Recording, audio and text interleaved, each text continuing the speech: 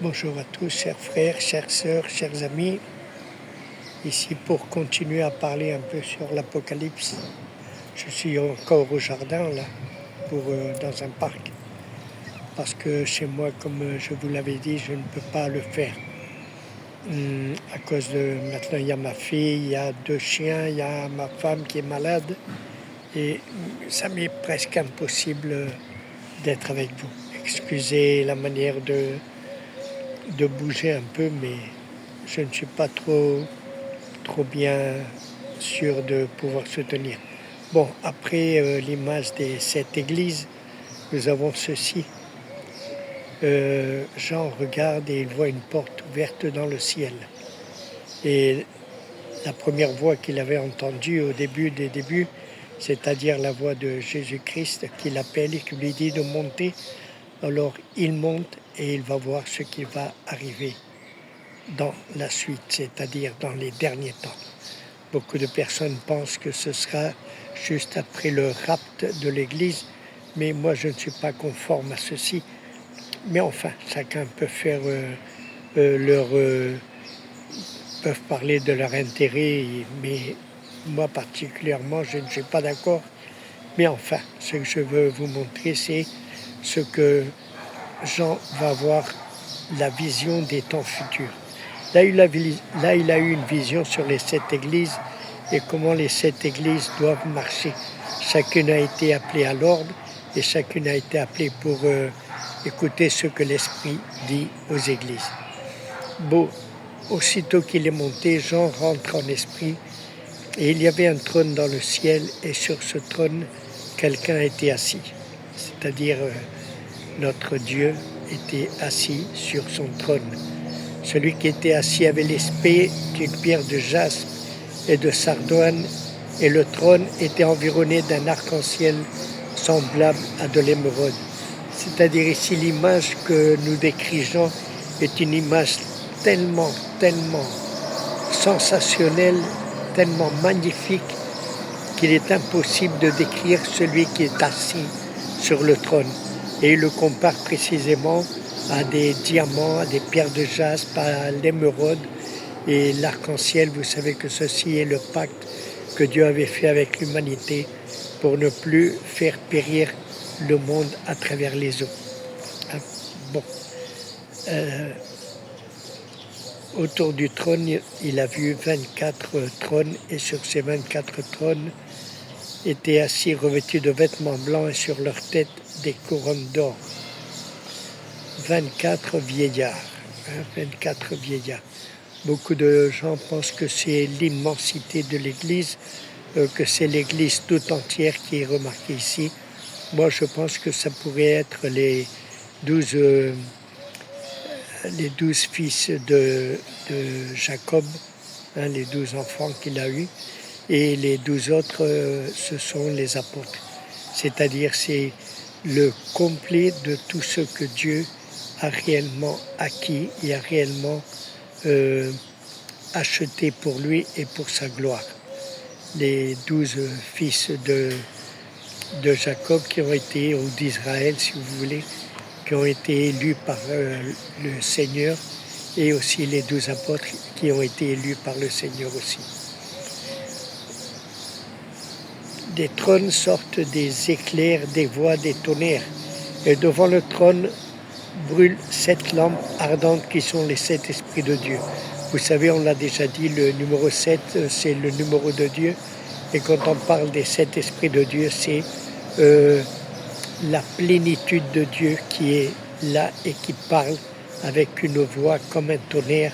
Et quand il parle, c'est comme des éclairs qui sortent devant lui. Et ceci est une manière de montrer le pouvoir, la puissance de Dieu dans tout ce qu'il fait et dans tout ce qu'il a. Ici, nous allons voir que les lampes ardentes, c'est-à-dire les lampes brûlent devant Dieu. Les lampes sont allumées devant Dieu. Vous savez que les lampes aussi étaient les églises. Non, chacune avait une lampe et les 7 lampes, c'était les 7 églises. Et bien ici, c'est le numéro de Dieu, c'est-à-dire c'est la plénitude de Dieu. Ici aussi, on peut dire que la plénitude des chrétiens est aussi ici, devant Dieu, qui écoute. Il y a encore dans le trône, devant le trône, comme une mer de verre, semblable à du cristal. Une mer vraiment calme. Je ne sais pas si vous avez vu la mer quand elle est calme, elle est si douce, on dirait de l'huile. Et ici, cette mer, c'est une mer semblable au cristal, une mer de verre, une mer que personne n'a vue.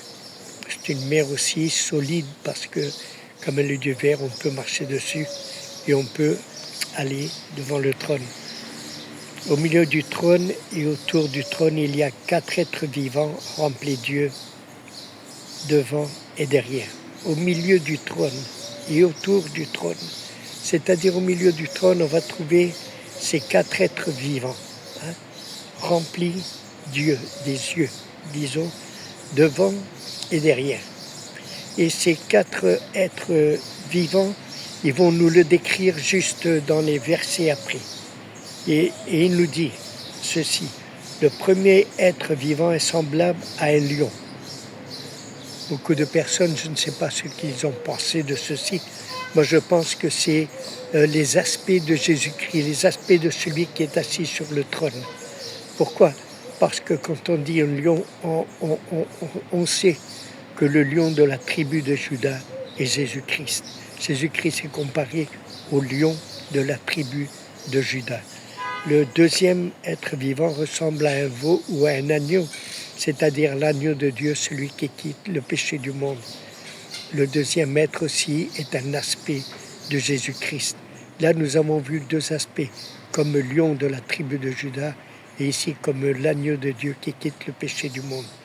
Le troisième est vivant à la face d'un homme. Pourquoi la face d'un homme? Parce que Dieu s'est incarné, il s'est fait homme pour venir nous sauver. Il devait être tenté partout comme n'importe quelle personne et pouvoir ainsi accomplir la loi de Dieu et nous racheter.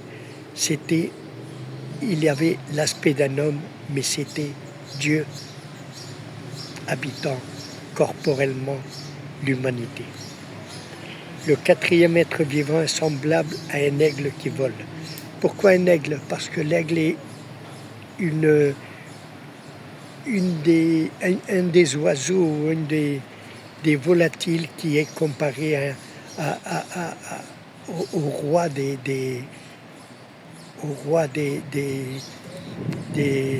êtres qui volent.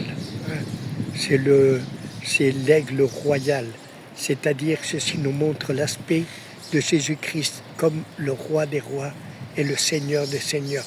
C'est pour ça qu'il habite au milieu du trône et il voit 4 aspects de Jésus-Christ, parce que c'est Jésus-Christ qui est assis au milieu du trône. Il n'y a pas d'autre. Et l'image qu'il nous montre, c'est l'aspect complet de notre Seigneur Jésus-Christ. Les 4 aspects qui sont là.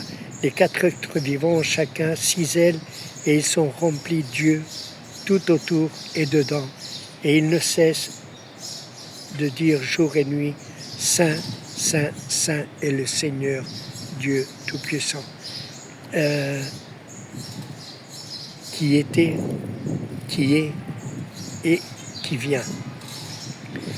Les 4 êtres vivants sont pleins de Dieu. C'est pourquoi ils sont pleins de Dieu, parce qu'ils regardent toujours tout le monde entier.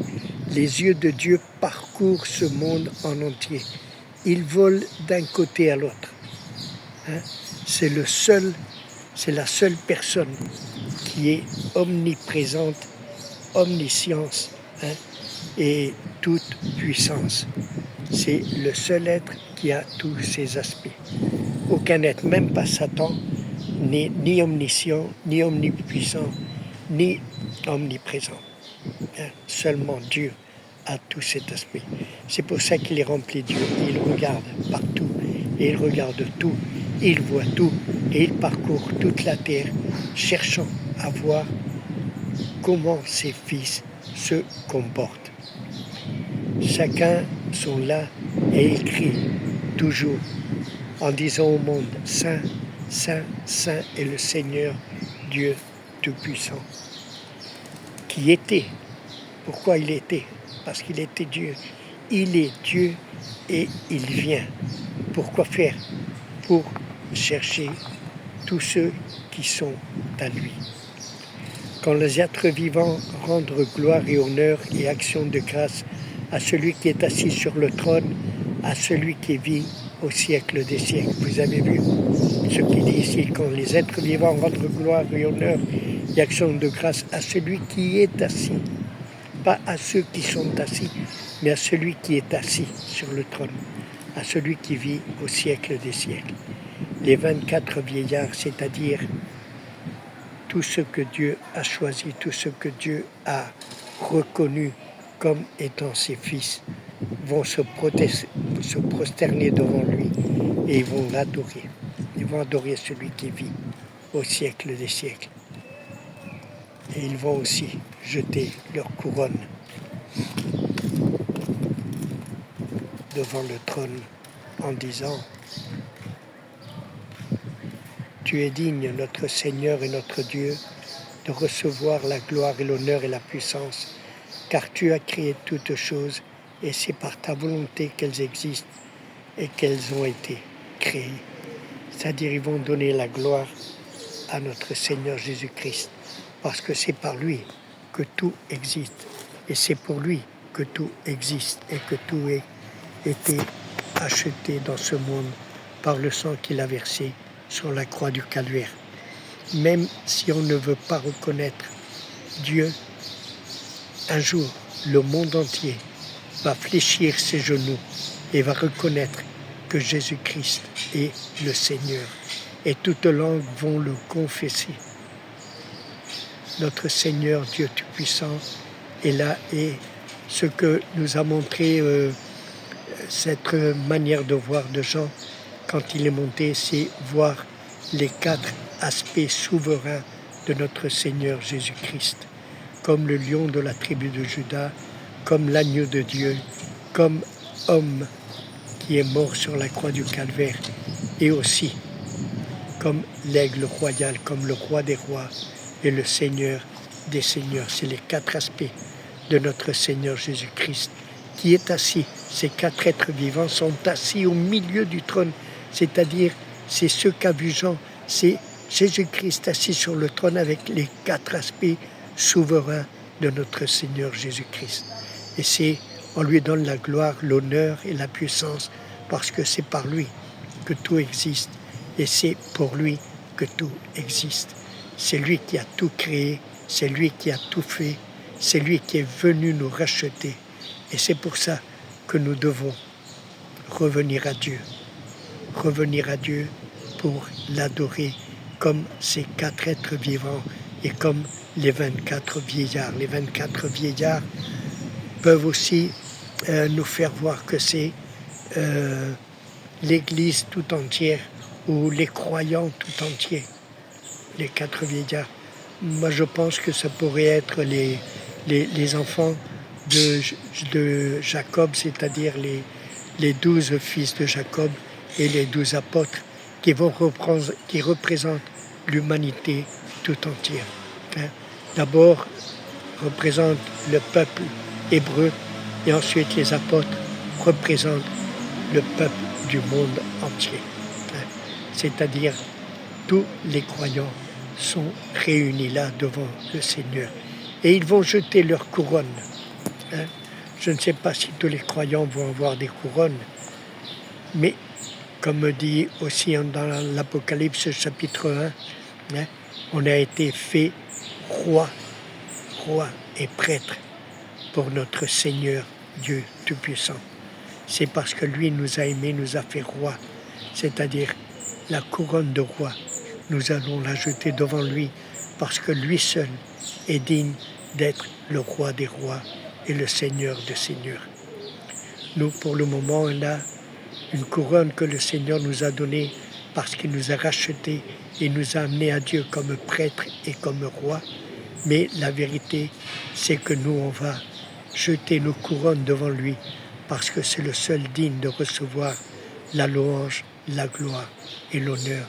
Et ainsi nous allons reconnaître qu'il est l'unique et le seul roi des rois et seigneur de seigneurs. Bon, aujourd'hui je vous laisse ici et j'espère être avec vous bientôt dans cette même semaine. Que le Seigneur vous bénisse.